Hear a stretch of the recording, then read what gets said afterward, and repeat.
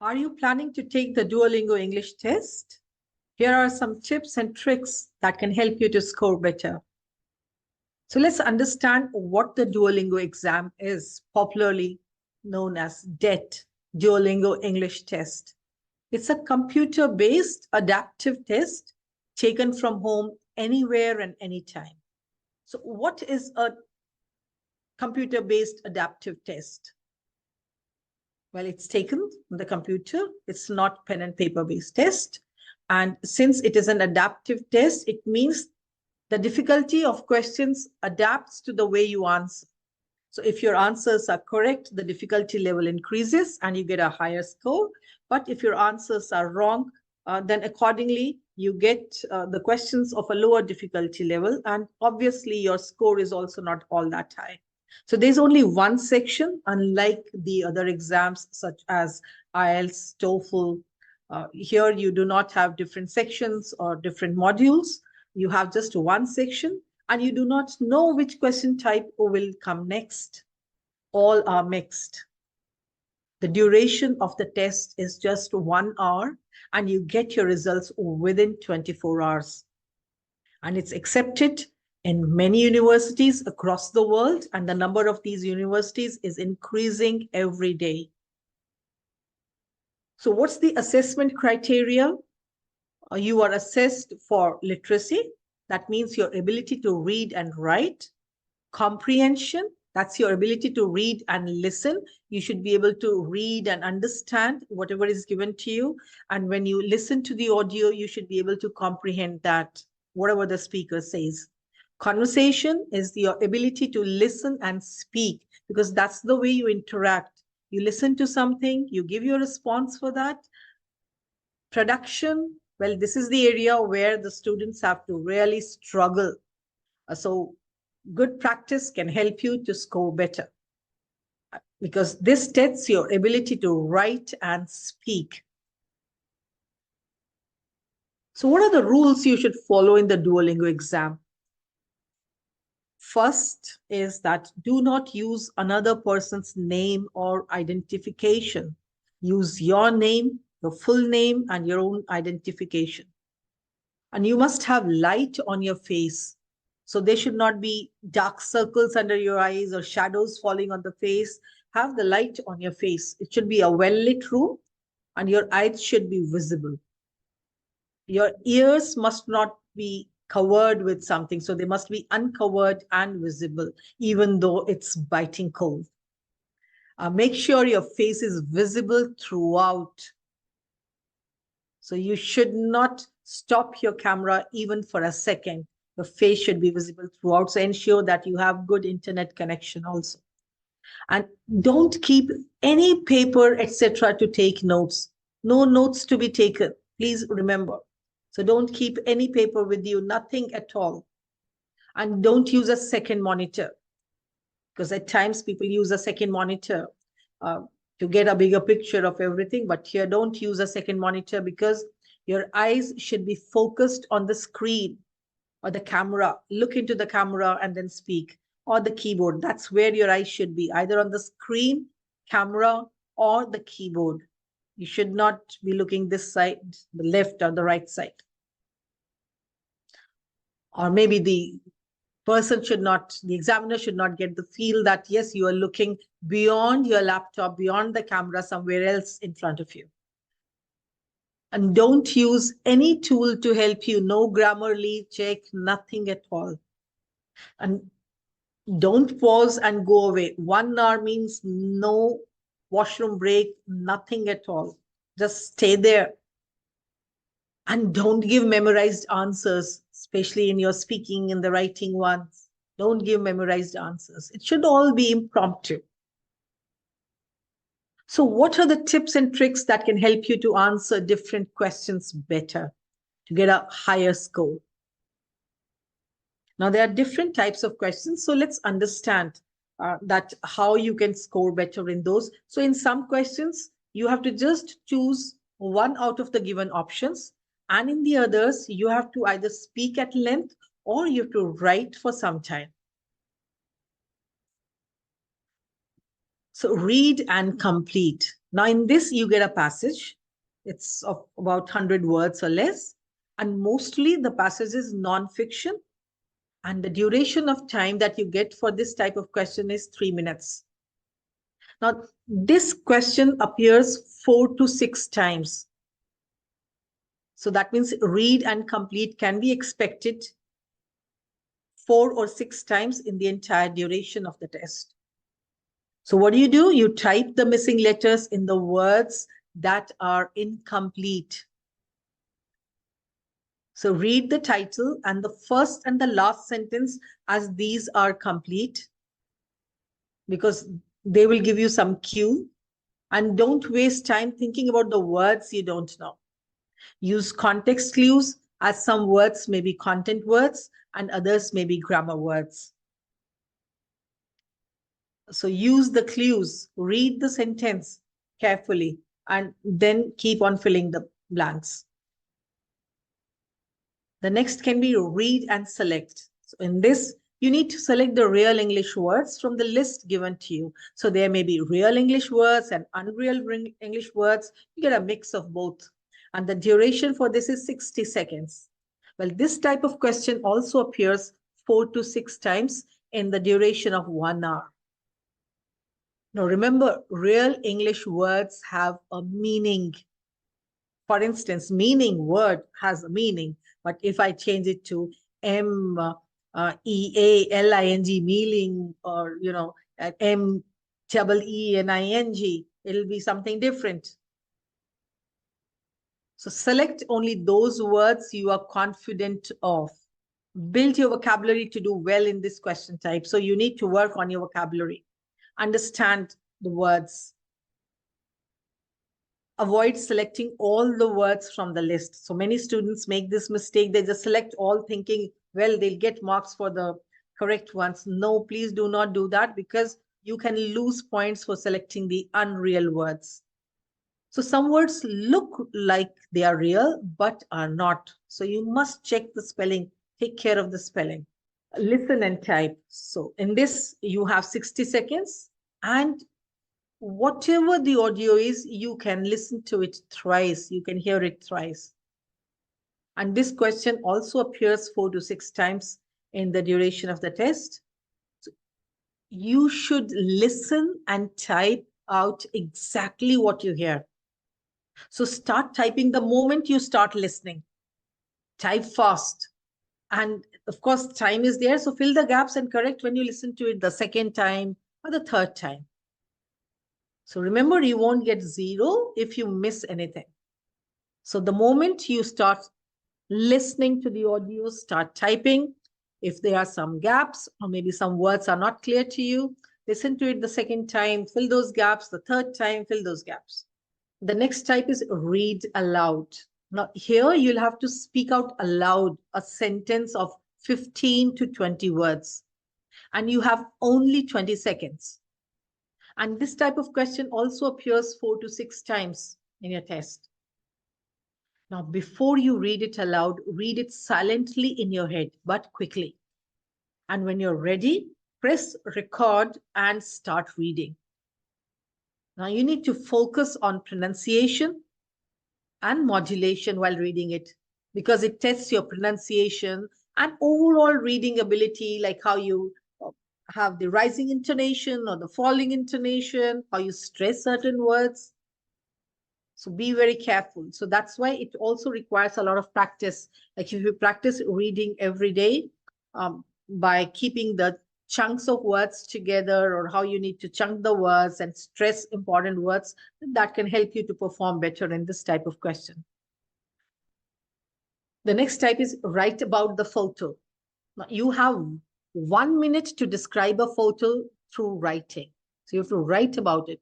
And this type of question appears 3 times. So what should you do?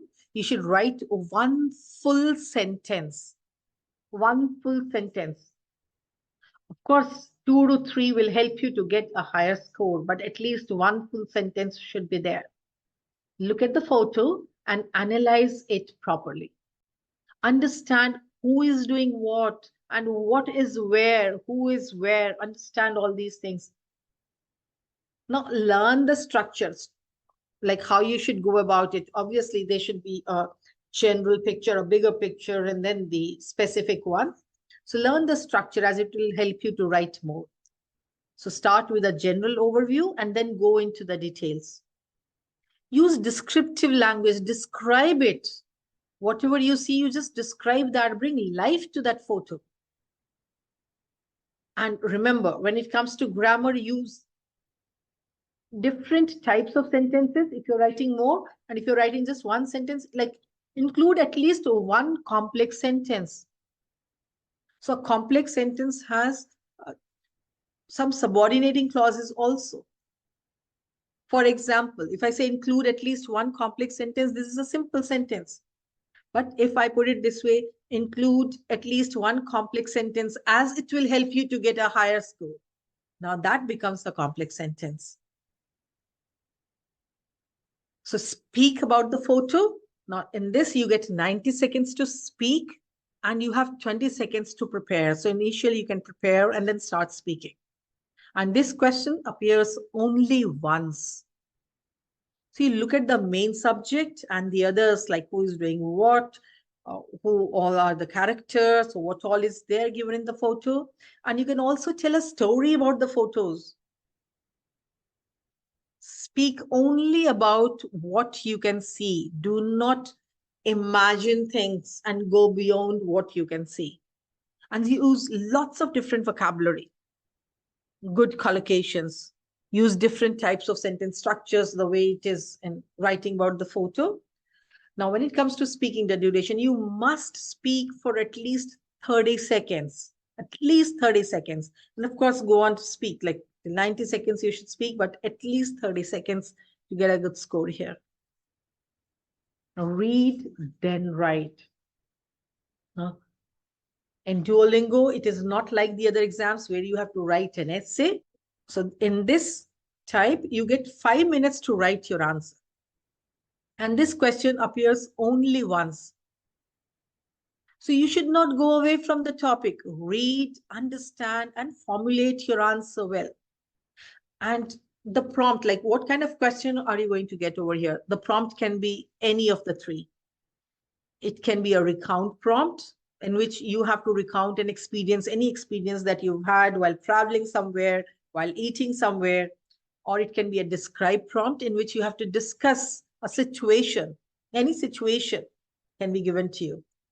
Argument prompt is in which you have to give your opinion. So there may be something given to you, some maybe situation or some statement can be made and you may be asked to give your opinion on that. So it can be any of these three prompts. Understand it well and then accordingly answer. Remember, you should answer whatever prompt you get and start writing as soon as the prompt appears on the screen because you have only 5 minutes to write and the minimum requirement is of 50 words. If you don't write 50 words, your exam might not get certified. Please remember this. So the more you write, the better it is. You cannot afford to waste even 1 minute. And write a complete and coherent answer, a complete paragraph. When it comes to the answer of this kind, it has to be a paragraph. What is a complete paragraph? It should have a topic sentence and a concluding sentence also. Then all the points in it should be linked. So learn the structure well. Topic sentence, supporting ideas, a concluding sentence. If you practice enough, I'm sure you'll be able to do well in this type of question. And use a variety of sentence structures, like simple, compound, and complex sentences. So you should understand all these well and practice them well so that you get not only different types of sentences in your answer, but also their accuracy. And take your time and proofread at the end for spellings, grammar, and punctuation. So you should plan it in such a way that you finish your answer in about 4 minutes, finish writing that paragraph of about 4 minutes, or maybe 4.5 minutes, and then last 30 seconds or so, just proofread it quickly. The next type is read, then speak.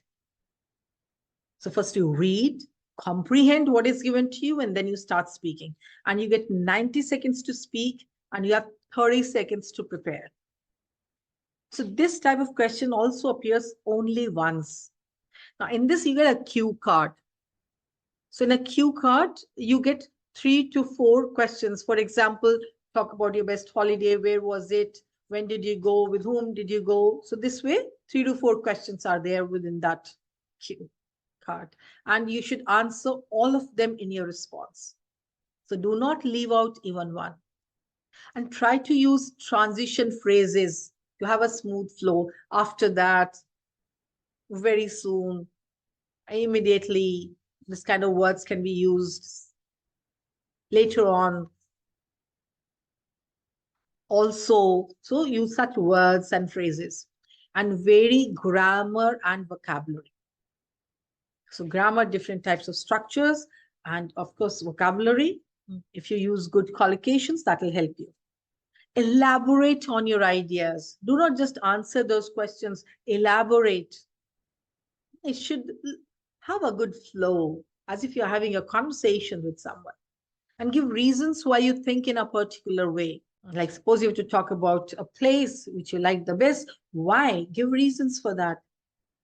Speak slowly and clearly without deviating from the topic. You should not stray from the topic. You shouldn't, like if it's about maybe a mall, a visit to a mall, don't start talking about a visit to a zoo or something else. It's just an example. So do not deviate from the topic, stick to the topic. The next is listen, then speak. Now, in this type of question, you can listen up to 3 times and you get 20 seconds to listen and 90 seconds to speak. And this question appears 2 times. So first is you listen and understand what it is. And if your answer is not related to the topic, please remember your exam might not get certified. So many students wonder, that they looked into the camera, they did not look here and there, everything was fine, and still why their exam is not certified and they have to appear again. Well, all these things can matter.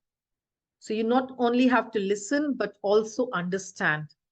So remember, whatever you speak, you have to speak something related to the topic. And if you have difficulty in understanding, focus on the content words. Whatever the content words are, focus on them. Speak with clarity.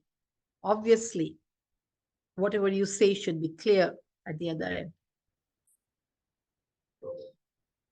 Now, next is interactive reading.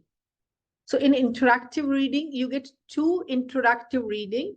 And for each, like in the duration of the exam, you are going to get 2 interactive reading. And for each interactive reading, you get 5 question types, which relate to the same passage. So you get a passage, and then based on that, you get some questions. So the first one is complete the sentences. So there's a passage given to you, and in that, some blanks are there. So read the passage and select the best out of the options to complete the sentences. So whatever options you get, from there, you just choose one. And the second is complete the passage. Now you have to select the best sentence for the middle. So a passage is given to you, a sentence is missing. You need to select the best sentence for the middle. So see the continuity of the idea.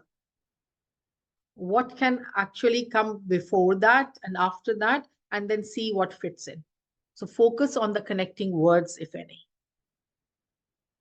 The next in this can be the highlight the answer. So you get a question and the answer is in the passage itself. So you have to highlight the answer, that which sentence is the answer. So sometimes just 2 or 3 words can give the answer. And then there are times when the complete sentence has to be highlighted. So the amount you should highlight depends on the question, whether few words or whole sentence. The next is identifying the idea. What's the idea of that passage? So for this, read the topic sentence and the supporting statement. Understand what the passage is about. So the topic sentence will give you a good idea of that. And then select the best out of the options given to you. Title the passage. Now the title is about the entire content, what is there in the passage. So read the passage again to answer this. Understand what can be used as the title, and then select the best out of the options. Whatever options you get, just select the best out of them. Interactive listening. So this type of question appears twice, and interactive listening has two parts. So in part one, you participate in an academic conversation. It can be with a friend or it can be with a professor. Uh, So you listen to it and you have to select one of the best responses given over there. So this way, you need to answer about 5 times. You listen and you choose the best response. And after that, at the end, you get the whole conversation. Do not skip that part, please. Read the whole conversation, because in the second part of this question, you have to write a summary of the conversation. So read the entire conversation carefully. Now, in the second part where you have to write a summary of the conversation, remember you should write it in first person, that I had a meeting with, or I had a conversation, or I had a discussion with so and so about this topic. So write it in first person. You get 75 seconds to write the summary. So you should learn the structure. How? Because you start like what it was, with whom you had, and then at the end, finally, what was concluded, what was decided. What did you both think about something? So you should conclude it properly. So learn the structure, practice attempting this type of questions. All the best. And if you need more practice, you can always come to Yuno Learning and enroll for the Duolingo program.